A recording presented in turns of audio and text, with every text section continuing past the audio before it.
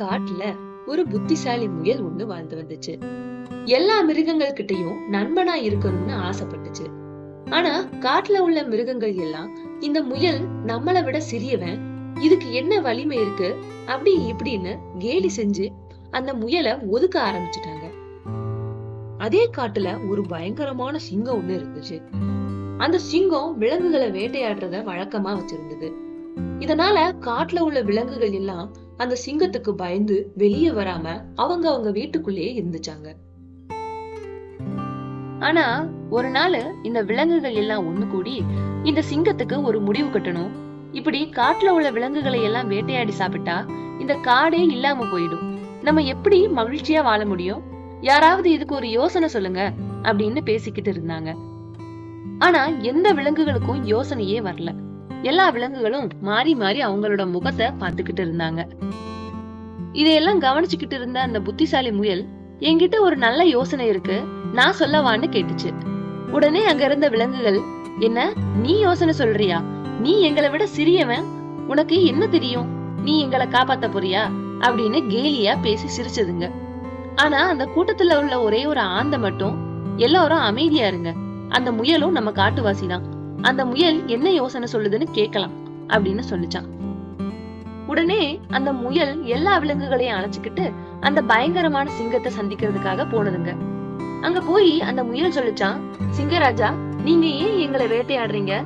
நாங்க எப்பவும் பயத்தோட இருக்க வேண்டியிருக்கு, எங்களால மகிழ்ச்சியா இருக்க முடியல, நாங்க எங்க போவோம்? அதனால நாங்க தினமும் உங்களுக்கு தேவையான இறைச்சிய கொண்டு வந்து கொடுக்கறோம். அப்படி உணவு கொண்டு வந்து உங்களுக்கு கொடுக்கலன்னா எங்களை சாப்பிட்டுருங்க அப்படின்னு சொல்லிச்சான். இத கேட்ட சிங்கம் தான் வேட்டையாடாமலேயே இறைச்சி கிடைக்கிறதை எண்ணி சரின்னு சொல்லிடுச்சான். மறுநாள் சிங்கராஜா இறைக்காக காத்திருந்ததாம். என்ன இவ்வளவு நேரமாகியும் இந்த முயல் நமக்கு இறைச்சி கொண்டு வரலையே அப்படின்னு புலம்பிக்கிட்டு இருந்துச்சான். கொஞ்ச நேரத்துல அந்த புத்திசாலி முயல் அங்க வந்துடுச்சு. அந்த முயலை பார்த்ததும் சிங்கராஜா கோவத்தோட கேட்டாராம், ஏன் முயல் குட்டியே, ஏன் இவ்வளவு நேரம் உனக்கு? நான் ரொம்ப பசியா இருப்பேன்னு தெரியாதா? உன்னை நான் இன்னைக்கு சாப்பிட போறேன்னு சொல்லிடுச்சான்.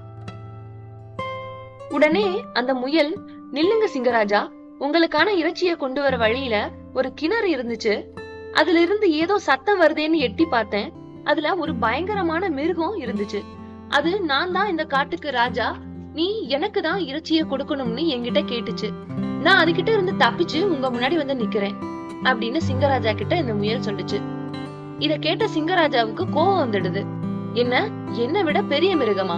நான் தான் இந்த காட்டுக்கு ராஜா, அது யாரு கிணத்துல இருக்கிறது? அந்த மிருகத்தை முதல்ல வேட்டையாடி சாப்பிடுறேன், அப்புறம் உன்னை பாத்துக்கிறேன்னு சொல்லிடுச்சு. சிங்கராஜாவும் முயல் குட்டியும் கிணறு இருக்கிற திசைக்கு போனாங்க. அந்த கிணத்துக்கிட்ட போய் எட்டி உள்ளே பார்த்துச்சு அந்த சிங்கம்.